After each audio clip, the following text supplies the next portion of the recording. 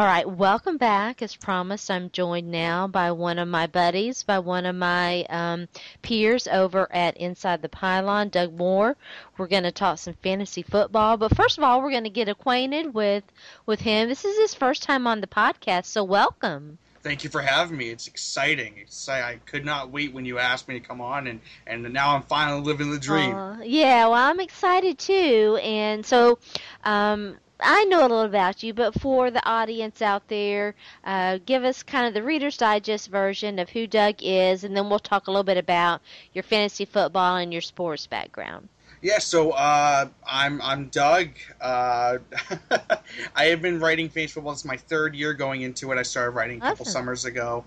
I've written for a ton of sites, as Sharona knows. I write for a ton now, and I also dabble a little bit in writing about my home team, the Patriots. I write for them for a couple sites, along with writing about fantasy football. I've written for such sites such as Rasball, eDraft Sports, Inside the Pylon, Gridiron Experts. I've done some stuff over at Fantasy Football Today.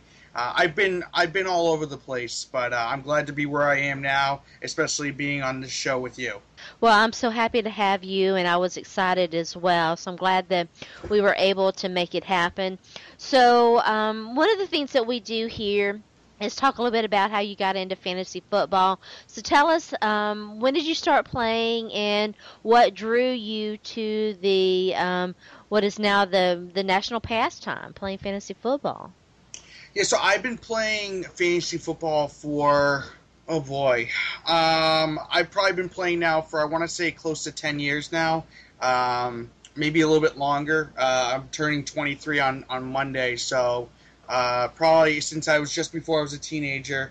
My uncle actually invited me to one of their family leagues.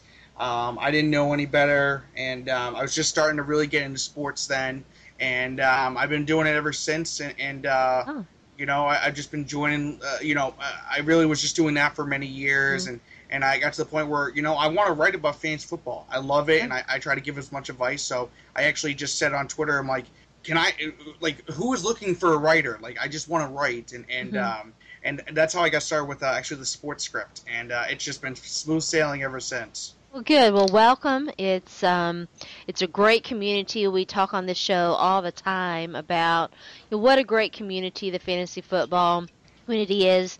Particularly other aspects of Twitter and social media can be, troubled waters. Let's just put it that way. Troubled waters, and but fantasy football Twitter is definitely, in my opinion, one of the, if not the best, one of the best communities out there. So, did you play sports? Were you always a sports guy? Yeah, I started playing. So funny enough, the sport I played the longest was not football. It was actually bowling. I bowled for about 15 years. I started when I was 4 years old, and I had to stop right before I turned 20. I went to nationals, and I hurt my elbow out there, actually, so I haven't played since. I played football in high school. I was a guard, and I played nose, but I was also the smallest guy on the team. I'm only 5'6", and I played D4. But I played baseball. I've done bowling. I've done football. And I do a lot of coaching. I do actually a lot of Special Olympics coaching. My two brothers are awesome. Yeah, both of my brothers. I have a twin brother and a 12-year-old brother. They both have autism. Okay. So I got involved when my twin brother did, and props to you for that. That is such a rewarding thing to do. Thank you. Yeah. So I mean, I've been doing it now for 11 years now as a volunteer / a coach. I've always stayed involved with sports, even though at the ripe old age of near 23, my body has broken down to the point where I can't play as much as I'd like to anymore. So I still get to live it through writing about it and coaching about it when I can. Well, that is so awesome, and kudos to you for doing that. You'll have to come back, and we'll have to talk about autism, because we do talk a lot about, on this show, about people dealing with disabilities and what have you.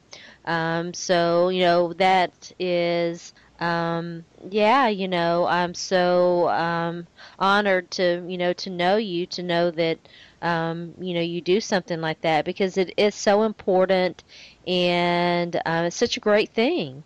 Yeah, I've been extremely honored, and I'm just excited that I get to do it each and every year. I coach. I started up a bowling program for my town probably about 7 years ago. I did basketball before then, and the bowling program we do during the fall and winter and into the early spring every year. They have practice every week. They do some competitions, and Good, good, it good. it's always fun. It's rewarding. I see my usual kids that come back every year, and then Right. always there's new ones, and we're always expanding. So it's always fun to keep doing it, and just being able to stay a part of it.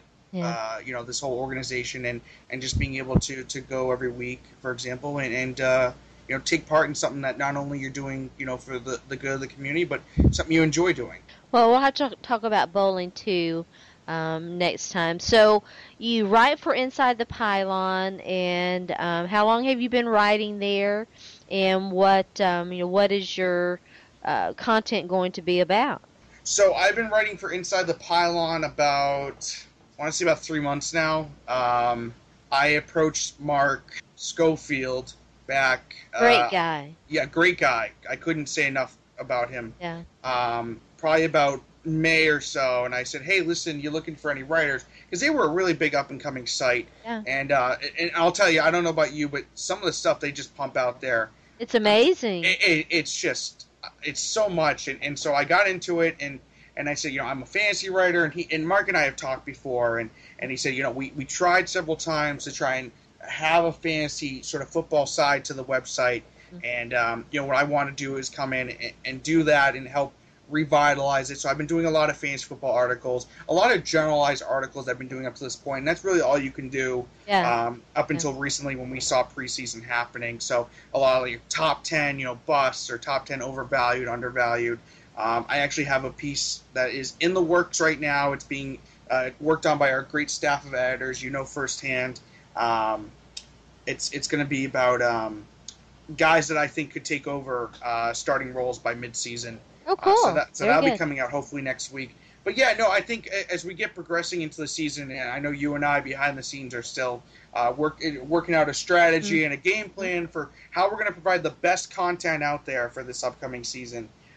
It's going to be a lot of hard-hitting stuff. We're going to cover a lot of topics. And not only that, but we're going to provide great content. So we're going to do our normal, waiver wire, best matchups, worst matchups. But then we're going to delve deeper. We're going to look at those deep sleepers. We're going to look at guys that, maybe you didn't think about before but will now. And it only helps when we have a great staff of guys in general that know so much about football to help us with that acumen and learn a little bit more and help apply it to fantasy football. Yeah, the more eyes looking at things, the better, and the more perspective you get, the better. So, yeah, my first article, my debut article for ITP dropped this morning. I'll be keeping a diary of my journey through DFS. I have been talking about and saying, I'm going to play DFS, and I didn't until this year, and so that's one of the things that I'll be doing, and I'm actually working on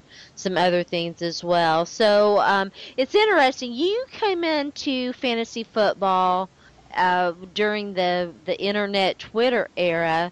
I came in. I have been playing fantasy football since, and this is a great time for me to correct myself because I had said since 2005 or 2006, but I went back and looked, and it was actually 2004 when I was the first year that I started playing. So I've been doing this for 12 years now.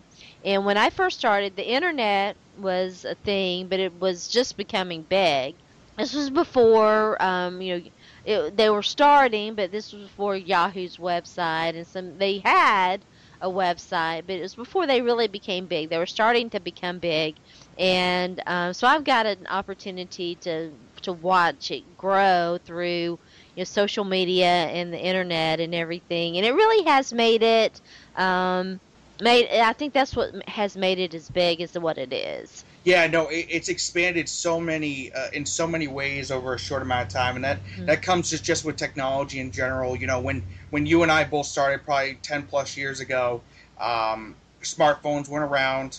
Laptops were still just getting into the thing. There were no such thing as tablets or iPads. So the accessibility was really something that we didn't have like we do nowadays. And there's just a lot more things expanding. There's a lot more ways to look at fantasy besides, the top layer of stats now. And we've seen that really expand. And even so with DFS wasn't thought of 10 years ago. And look what it's become in such a short time. So there just proves that there's a lot of things expanding with fantasy football, fantasy sports in general.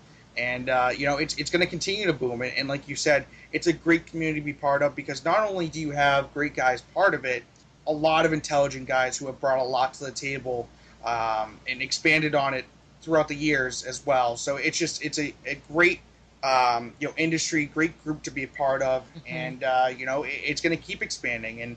And really, it's going to only bring in more people, which, it should be because it's a fun experience. It's a different take on sports, not just fantasy football, but also fantasy sports in general. So, it's a great thing what we've seen it come in 30 years when you used to have to submit your picks in by mail or your lineups by mail or, you had to do live drafts only. Now, live drafts are a luxury at some points, which I haven't even gotten to be a part of yet, and I wish to be. So it's a huge industry that's changed so much in the past 20, 30 years, and even more so in the past 10 years, like you said. Yeah, when I first started, the league that I joined was a keeper league, and it was, excuse me, live draft, and we submitted our rosters via email, and he used the commissioner used an Excel spreadsheet and all that, and it was, so it was very different from what it is now. So let's talk about fantasy in general, and let me ask you this. Well, first of all, let me ask you, what kind of league did you first start playing? So going back to when my uncle first started asking me to play in it, it was just a simple 12-team. It wasn't a keeper league. It was just a redraft every year. I don't believe it was PPR or anything like that. I don't think PPR was actually that big back then. So it was just a standard 12-team league. We had a live when I say a live draft, we had a live draft on, I want to say back then we were on, I want to say CBS or NFL.com. And, it was just something where we drafted one day, online for an hour and a half or whatever. Right. And we just made our weekly lineups, and I used to pester them all the time with trade offers. I would send everybody at least 5 a week because, I had nothing better to do. I focused so much on this league, as a teenager that, I annoyed everybody, but somehow they kept letting me back. It was a mixture of family and friends of some of the family members. So it's been going strong. We have our date. We're actually adding keepers this year.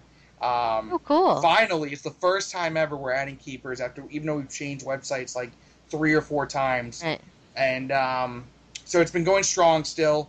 And like you said, you had a keeper league. I didn't, but now we're finally starting to add keepers. So it adds a whole interesting dynamic to keep it interesting. It's a small $20 league. So, you got to put some stakes in it to it. You got to make it a little more interesting. If you keep doing the same thing over and over again, it might get a little bit dull, but now we're adding a new flavor to it. So, are you guys going to keep 4 guys, or what kind of, is it like a modified keeper? What was it? How is it? So what it is that we get to keep 1 keeper, and it had to be somebody that was drafted outside of the top 3 rounds that we could bring onto this roster this year without drafting.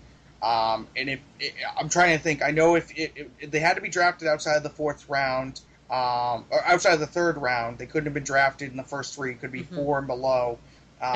Even trades or even if they were on waiver wires. So it's basically none of the top players from last year at least, but there's still obviously guys round 4 and later that did really well and could be drafted now in these first 3 rounds this year. So I'll tell everybody. I really wanted to keep Antonio Brown, and I didn't get to keep him because he was drafted in the 1st round. So I actually kept Amari Cooper, who I drafted in the 4th. I didn't draft him. I traded for him. He was drafted in the 4th round by my uncle. So that's who my guy is this year. Okay, very good. Very interesting.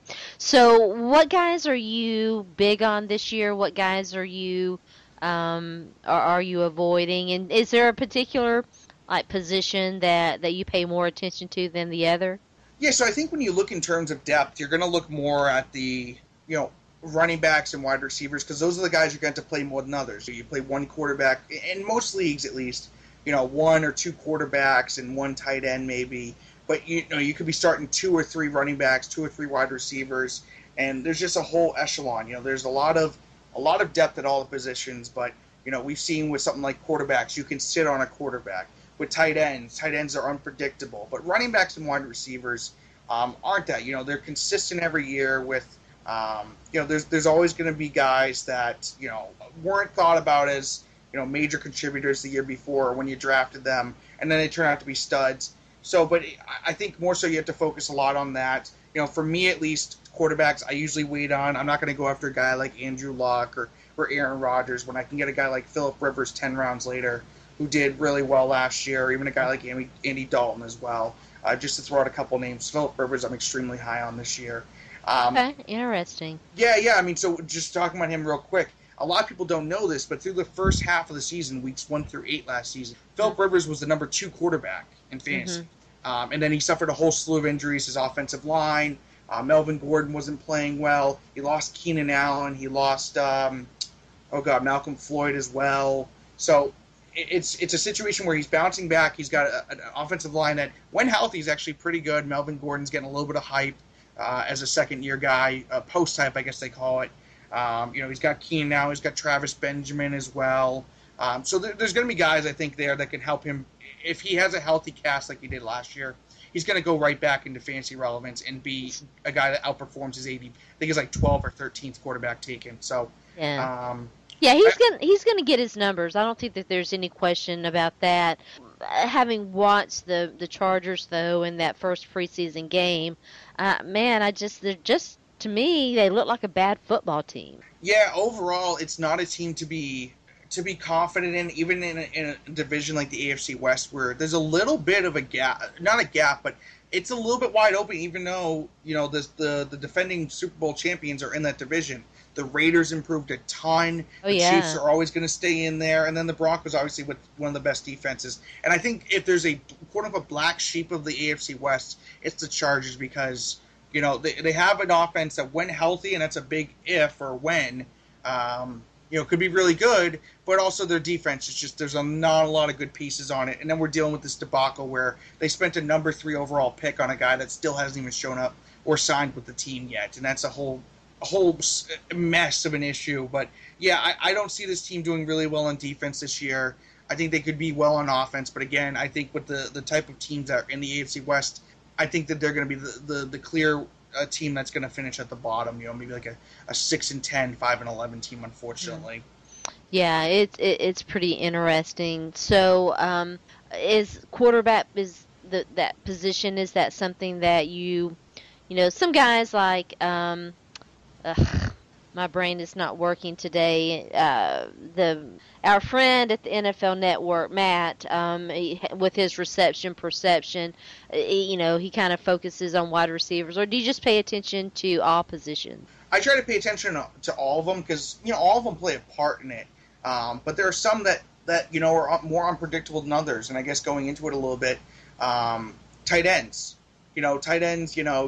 There's just always, every year, there's guys that are gonna do really well that you don't expect, and then there's guys that you thought are gonna do really well that didn't. So Gronk at the top, and then even going from there was a lot of different things going on. So a guy like Gary Barnes was the number 2 tight end in fantasy last year, where we weren't even sure if he was going to be the starting tight end on the Browns, and look what he did. He went undrafted probably in most leagues, if not all of them. A guy like Delaney Walker. He was also a very good tight end last year, even on a team like the Titans, where he had, I think, 90 or close to 90 receptions. Your Titans, by the way, actually. Yeah.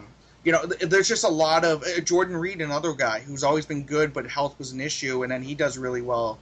But I don't think anybody expected him to do as well as he did. And then there's guys like Jordan Cameron, for example, that just dropped off. Jimmy Graham was having a rough season even before he had the injury. So there's just a lot of questions, and there's a lot of twists and turns with that position. So I try to focus on all of them, but there are some that you just can't predict, and there's some that Yeah. that are easier to try and figure out than others. Yeah. You know, it is, you mentioned Jordan Cameron, and I'm doing a draft right now in an MFL 25, and his name, I was looking at tight ends. I think we're like in round 16, something like that, and he's still out there. Do you think that he's done? Yeah, I think if there's a situation where I don't think he's in a better situation than he could be right now, considering the coaching staff. We saw, Adam Gase, their new head coach. He threw a lot to Martellus Bennett and then Zach Miller last year. But I think, even with that, and even hopefully with improved play by Ryan Tannehill, there's just a lot of guys to throw to, and I don't think I think we haven't seen much positive talk about Jordan Cameron so far. And he was a guy that had a lot of hype coming to Miami. Mm-hmm. He had a good couple of years in Cleveland. I think it was a 2-year, $16 million contract, and he just hasn't lived up to the hype. And I think when you look at Miami, they have to make sure they throw the ball to Jarvis Landry, to Devontae Parker, to Arian Foster, and then some of the other guys too as well. So like Leonte Carew, their 3rd-round pick out of Rutgers, Kenny Stills. There's a ton of guys to throw to. Yeah. And I just think that they might just phase out the tight end position in terms of the passing game, or not include it as much as we had hoped it would be. And they still have Deion Sims too, right? Yeah, they still have Deion Sims, who some people like. And granted, if Jordan Cameron can't do well, I don't think Deion Sims can either, just because I think that Jordan Cameron's at the top of that depth chart. And it's just a position where, or a situation, I should say, where there's a lot of mouths to feed, and someone's going to have to suffer in the end. I think it might just be Jordan Cameron in the entire tight end position. Yeah, I really liked Deion Sims coming out, and thought that, he would find a home there. And I forget who the tight end was that they had that did so well and then got injured. And so, yeah, they've it's just a situation. And of course, the Titans picked up Rishard Matthews, and I kind of hate to say this, but as Ryan Tannehill goes, so does the Dolphins and their offense, and I'm just still not sold on him. Yeah, this is really the make or break year for him, I think.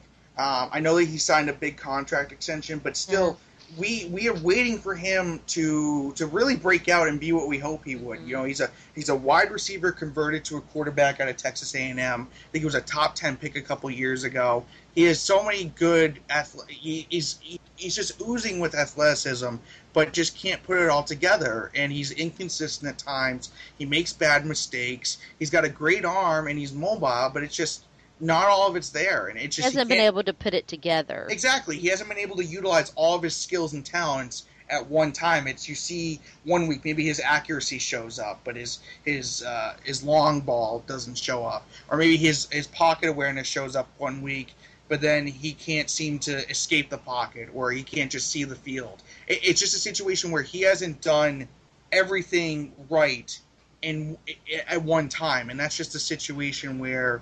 The Dolphins, with a new regime, they could be quick to pull the trigger and try and, either trade him with how the quarterback market is and how, we aren't seeing as many NFL-ready prospects come out. We could see a team try to take a chance on him and Dolphins go another direction. Mm-hmm. But this could really be a make or break, because when you look at it, he's got a ton of weapons around him, and he did last year too. But yeah. Devontae Parker's healthy now. You have Jarvis Landry there. You had a really good running back in Lamar Miller, but that goes up to part of it being the coaching staff not using him right. But now you have Arian Foster as well. There's just a ton of weapons for him. So I don't think there's much for him to make excuses besides maybe the offensive line. There's not really room for error this year, and this could be a make or break for him. Yeah, it is going to be interesting to see how, and that division is one to watch, and of course the Patriots that's the big team in that division, but then you see what, of course, the Bills are having kind of a snake bit off season. My goodness, what else can happen with them? But I still like Tyrod Taylor. It's going to be interesting to see what happens there. Who else are you kind of high on? And then we'll talk a little bit about guys you're avoiding. Yeah, so I mean, another guy that I'm looking at, and I mentioned him earlier, and it's not so much that I'm high on him and everybody else isn't. I just have these extremely lofty expectations for him, and we just talked about him, or I did at least. Lamar Miller. Yeah. He left the team. He left the Dolphins. You could make an argument that he was extremely underutilized. Yeah. They didn't use him as a full workhorse back that we all thought he could be. And he went and signed a big deal with the Texans, where if you think about it, Arian Foster and Lamar Miller actually switched spots, really. Because Arian Foster was with the Texans last year, and now he's with the Dolphins, and then Lamar Miller was with the Dolphins, now the Texans. But, they gave him big money. I think it was 4 years, over $20 million, which is a lot of money for a running back. And it's a situation where I think he's going to be with a better coaching staff. He's going to be with a team that actually can put it all together, and a much better defense as well, where they don't have to abandon the run as early sometimes. So I think he's a guy who is easily a lock if healthy, which it's not really a big if, because he does play, but I always mention if. But if he plays 15, 16 games, he's going to be a guy who's going to get at least 250 touches, 275, where he'll be used both in the run game and the receiving game. Yeah. And I think his ceiling, and I was actually talking with Field Yates on my podcast about maybe half an hour ago about this, maybe a little bit longer, but he agrees with me. This is a guy that there's not a lot out there that is going to get a workhorse type treatment, and the sky's the limit for him. So I think he has the upside to be a top 3, and he stressed upside with me because upside is upside, but he could be a top 3 running back in standard and PPR just because of how much he'll be used and just how talented he is and how much of a better situation he's in. Yeah, I think that is definitely the general thought on him, and for his sake, I hope that he does it. The Texans' offense is very interesting.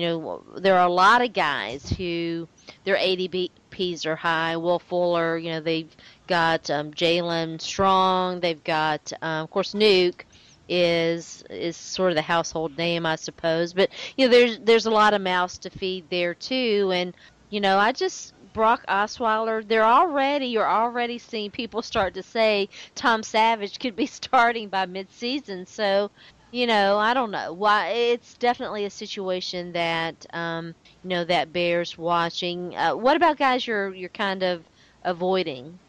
Yeah, so I think you've probably seen this, and I've not made any effort to hide this. I am not at all a fan of Matt Jones this year. Okay. And I don't know if you've had a chance to unfortunately sit through my rants about him and how bad I think he is. But just to give a little insight into why I do not like Matt Jones. Okay. We saw guys who were by default sort of the de facto number 1 running backs who had these lofty expectations because he's going to get the workload. We saw guys like Monty Ball a couple of years ago where he was being drafted as a first-round guy when he hadn't done much. It was just more so. I believe it was Noshawn Moreno actually had left the team. And then even a guy like on your Titans, when Bishop Sankey was drafted in the second round, everybody thought he was going to be a running back too. When in reality, they flopped. They did in fantasy. I tried to tell everyone. I was like, you guys are, you need to pump the brakes here, but nobody listened to me. Yeah, and it's just a situation again with Matt Jones. Because Alfred Morris, he left, he went to the Cowboys, but last year their running attack was horrendous. I believe Alfred Morris just finished just above 4 yards a carry, if not below it. But then you look at a guy like Matt Jones, he finished with a 3.4 yards per carry. He also had 5 fumbles and 163 touches. So if you think about it, he's fumbling almost every other game because it's about 32 or so touches. So if he's getting 15 to 20 touches a game as a workhorse, he's fumbling every other game on that ratio. That's 8 fumbles a year if he fumbles 16. And he hasn't done well. We've seen it in the preseason so far. And, it's kind of the flip side of a coin. You can use it to your advantage when you're making an argument that someone looks bad in preseason, but then also you're going to use it for, to say someone's good. So it's hard to justify just based off preseason. But what he did last season was just bad. Mm-hmm. And, everybody's anointing him as this running back 2 again, where he's going to be a top 25 running back because, the Redskins have a better offense now. They have a good offensive line. But the thing is that he's not good. You can give some, like Trent Richardson, for example. When he was a rookie, he did really, really well. But he actually finished below 4 yards a carry, and he was just fed the ball so many times that he looked all right. But in reality, when you look at the stats, he wasn't. And this could be a situation where I don't think Trent Richardson, or I should say Matt Jones, gets as many touches as Richardson did with the Browns. But he's just being anointed as this guy when all we've seen from him is really, really bad so far. So and I could go on for 20 more minutes at least. I can tell you're very passionate about this. I do not like Matt Jones in fantasy this year. I don't think I've ever been so passionate about a guy I do not like in fantasy.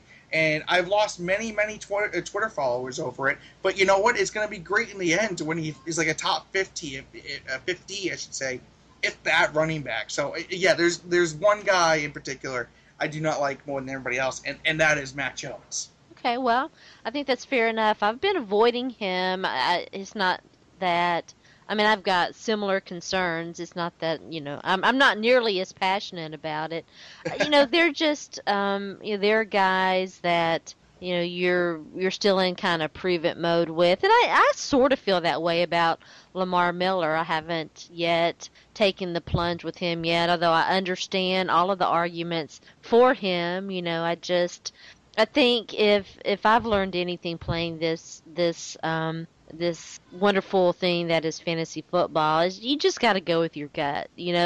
Anytime that I've ever not done that, I've regretted it. And so, at the end of the day, it's about having fun and building a team that you believe in, one that you like rooting for, and all that. So what's going on with Doug? You mentioned your podcast. Tell everybody a little bit about that, and when can we expect some of your next articles to drop?